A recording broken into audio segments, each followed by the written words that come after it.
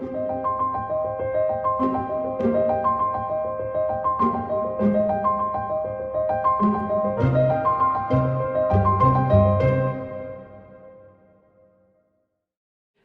right, so wanted to ask, have any of you ever had a circumstance in your life where there was like a worst case scenario hanging out there, something that maybe seemed inevitable, and so you're fretting about it, you're agonizing, you're ruminating, and you're resisting its very existence, denying that it's ever going to come, and then it does, and you survive it, and you're all right, and you're better than you were. You're a better human being. You're a more informed human being. Well, that's what has happened to me on a number of occasions in my life, and it's what I've come to start calling an opportunity for resilience. And that's what I want to talk to you about today. It's like my story of resilience, but also thinking about your own as I'm visiting with you, and then talking about Vizcaya's resilience as well. So my name is Jeff, and I work in the technology initiatives here at Vizcaya, including the development of interactive experiences like this. If you look out the window, and some of you have said that you've been to Vizcaya before, you'll see that one of the most iconic parts of the estate is the barge. And if it's a lot of things, it functions in lots of ways, but if you boil it down to its essence, it's a lot of stone in the shape of a boat. But I remember the first time that I came to Vizcaya, it was like for an evening event, very much like this. I did not work here at the time, but just rounding the corner, you can imagine a blanket of stars in the backdrop, and then the barge was all lighted up, spotlights all around it. It was the most magical thing I think I'd ever seen. And at that very moment, I knew this is where I want to be. This is where I was meant to be. So, I think that was one of those moments of resilience, evolution that connected me to Vizcaya. And, one of the things that I saw in the barge the first time I saw it is an opportunity, since I work in technology, to look at this as a showcase for interpretive technology, but also preservation technology. Where can we innovate with technology based on the preservation needs of this estate and its vulnerability? So my mind was blown, but at the same time, I felt like I was coming home. Now, you could probably tell from the sound of my voice that I ain't from around here. Some of you ask where I'm from, and I was actually born and raised in a sleepy little museum town in northwest Louisiana. It's not near New Orleans. That's the first thing people always ask me. It was not a party town, but my family's been there since the founding of it in the early 1700s. And so history and heritage has always been a part of my DNA, and it's been a part of my race. From my earliest years, my favorite thing was to listen to stories, and especially stories of older folks. It captivated my imagination, taking me back to another time and place. And also, being a country boy, I love to be out in nature. Nature is what revitalizes me. Though I work in technology, I work in an office, it's nature that recharges me.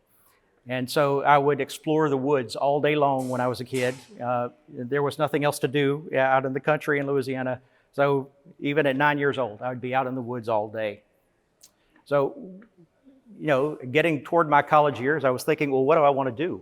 And with my woods fascination, I was like, well, I should be a forester. That will let me professionally explore woods.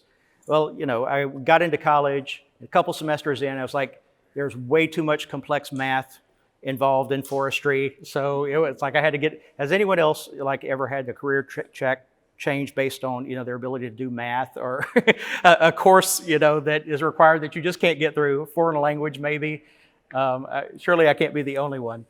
But anyway, so, thinking back to what motivated me, which is stories, I switched my major over to journalism and communications.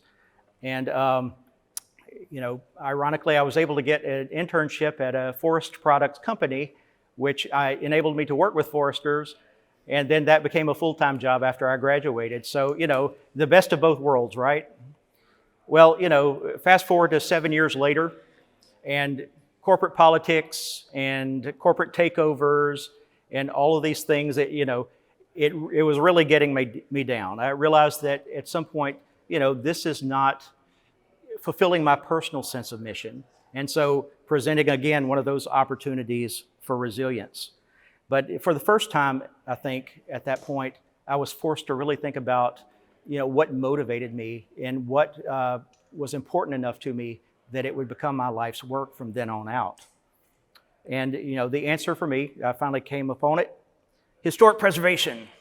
And, I was so excited. It's like, going back to my history and heritage and, growing up in the sleepy little museum town, that's what I wanted to do. And so I was telling all of my colleagues in the field, the fellow communicators, it's like, this is what I've hit on.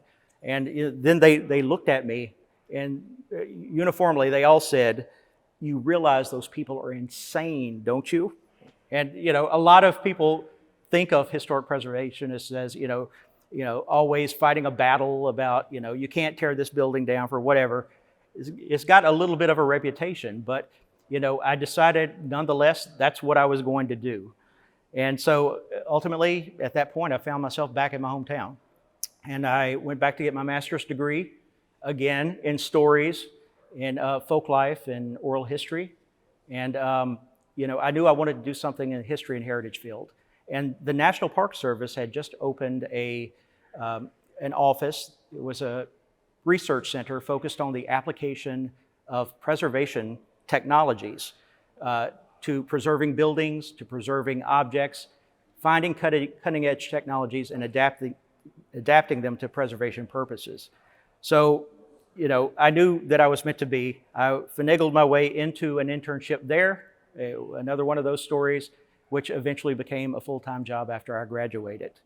And I was there about 10 years. And one of the things I did there as a communicator in that office was some of the early work in the historic preservation field with social media. So one of the first podcasts on historic preservation, the first social media channels for the National Park Service office. And that work kind of eventually led me to focus on the applications of technology to interpretation purposes. And I've worked in science museums and art museums in other states since then. Now, one technology field that really fascinated me during my time at the Park Service was generally called 3D documentation. And it is a collection of technologies that allow you to map the surface of structures and objects. It's commonly used to, virtualize those structures in 3D so that you can analyze them for knowing what needs to be done preservation-wise. What work needs to be done. A lot of it's not visible to the naked eye. That data helps you decide what to do. When I came to Vizcaya in 2016, that moment where I saw the barge, one of my thoughts, I admit to thinking, this is preservation Disney World. I mean, so many possibilities because, being on the bay, we are very vulnerable to climate change and its effects, vulnerable to sea level rise. And to me, the barge is like the front lines for climate change and sea level rise. It is literally in the water. It is the first thing that gets struck whenever there's a hurricane. So our big challenge at that point was Vizcaya did not have a real digital initiative function at that point. There was a strong interest in it, but no one had actually thought about, okay, let's form a department around it. And so selling our executive director and our leadership on this technology that was kind of high level, even among preservationists, and Vizcaya having no experience with it, I thought would have been a challenge. But I wrote up a little proposal with the conservator, and we knew that one of the justifications for this is that Miami had not encountered a major hurricane in 10 years. We were long overdue for one to come through. And sure enough, the executive director saw the vision and adopted it right away and said, let's do this pilot project. So one of the easiest wins that I've had in my career, but also just signifies how visionary our leadership here is at Vizcaya. So, he took a leap of faith, and that leap of faith was rewarded. Just a few months later, the Knight Foundation reached out to us and said, we want you to take this data that you've been collecting through your 3D scans and photogrammetry, and we want you to be the first museum and cultural site to really adapt that to a visitor-facing experience. So what you see behind me is what happened as a result of that. We were able to virtualize the barge so that it's something that you can experience and look at firsthand. You get a little bit of interpretive material. You can see the statuary that's on it. And no one had done this before. This data had been used strictly for evaluating preservation purposes. What we can do as we virtualize the estate, we're able to present this immediately to the public and let you access sites that you would not have had access to before. The barge is out in the bay. It's separated from the estate by water. You can't get to it, but we knew that lots of our visitors would spend a lot of time on this terrace looking out at the barge, wondering, what's it like to be out there? So for the first time, we're able to offer that to our visitors and our audiences. It's online as well. So that was summer we started on that project. In September of 2017, Hurricane Irma starts forming in the Atlantic, and it starts heading our way. We know that there's a danger there. Every time there it looks like a hurricane might even pass anywhere close to us, Vizcaya goes into disaster preparedness mode. We have to prepare as if every storm, every hurricane is going to be a major one and a direct hit. So we were doing our best to prepare, hoping for the best, but preparing for the worst. We had just gotten a time-lapse camera for our digital initiatives to just time-lapse things that were going on around the estate that we could present on social media. And one of our security guards, his name was Marvin Mora, had the idea. It's like, well, why don't we use that time-lapse camera and put it up on the Deering balcony out back and just record what happens when Irma hits, when it comes in over the bay, what happens to the barge. And I'm going to show you what occurred with that time lapse. So this is the storm coming in. This is about 2 days that we've time lapsed. Watch the red circles. Concentrate on what's in the red circles and what happens as a result. See the storm intensifying. Can you see? Pieces of the barge are just coming down every time a wave hits.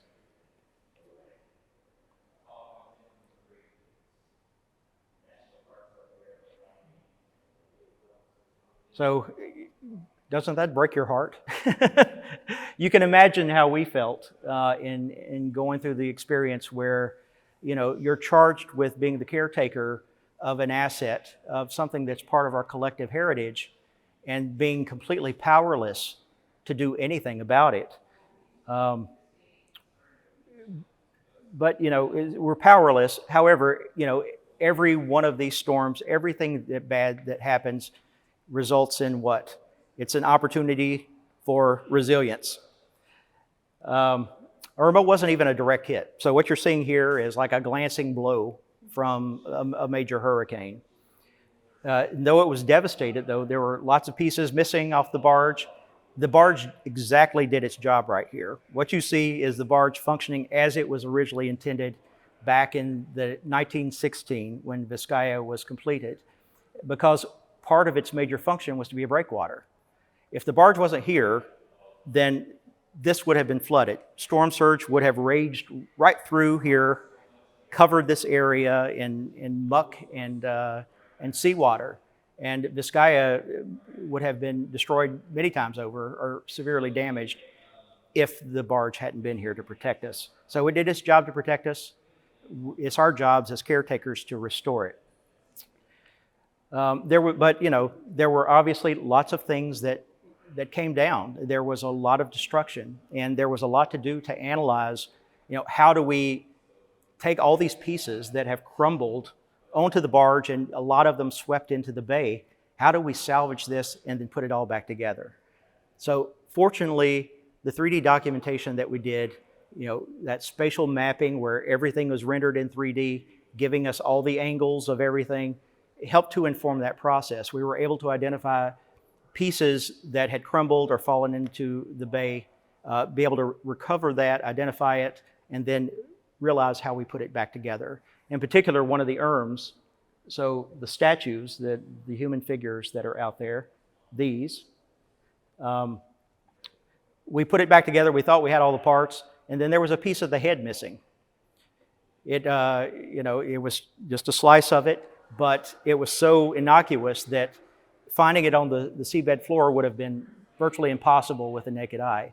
The only way that we were able to figure out what it was and find it on the seabed floor was because we had that contoured spatial map of what that piece looked like. And we were able to tell people exactly what to look for, when we went diving for that piece. We were able to find it, plug it back in, that last piece of the puzzle. So just looking at, earlier this year, the barge was completely restored. It took from 2017 to earlier this year to completely restore the barge. It's a process. And, you're dealing with FEMA and, the funds to do the restoration work. A lot of that is politics or just bureaucracy. It takes a while, but we were able to get it done earlier this year. We did another round of 3D documentation earlier this year just to be sure that, we're ready for whatever comes in the future. And ultimately, it's kind of why we do this. We realize that we're caretakers of a legacy, that, it was built over 100 years ago. If we play our cards right, if we're savvy, then it can last for hundreds of years to come. And the way I look at it, from this point forward, Vizcaya, whether it wants to be or not, is a laboratory for climate change response, sea level rise response. Everything we do is going to inform our collective knowledge of what to do and also what not to do. We share our successes and our failures, and we've got to be open to that. If we're bold enough to do it, then we can't help but help other cultural sites also respond to it. Because we're on the front lines, we're obviously right here on the water, we're here in Miami, but other cultural sites across the country, across the world, are going to be in the same situation at some point in time. And if we've shared our knowledge with them, then Vizcaya can be responsible for not only its own preservation, but other cultural sites around the world as well. And right now, it's a very uncertain time. Every story in the news feels like it's about climate change. It's very worrying. It feels like the forces of nature are aligned against us. But to me, this barge alone, Vizcaya overall, but the barge itself represents resilience, spirit, imagination, and it's part of our collective heritage now. So just like, my hometown in Louisiana is part of my history and heritage, I identify with it. To me, the barge is part of my heritage as well. And it is for you too, as members or people that love Vizcaya. It's something that you can connect with, and it's something that people in Miami can connect with. And if we play our cards right, it's going to keep presenting those opportunities for resilience for a long, long time.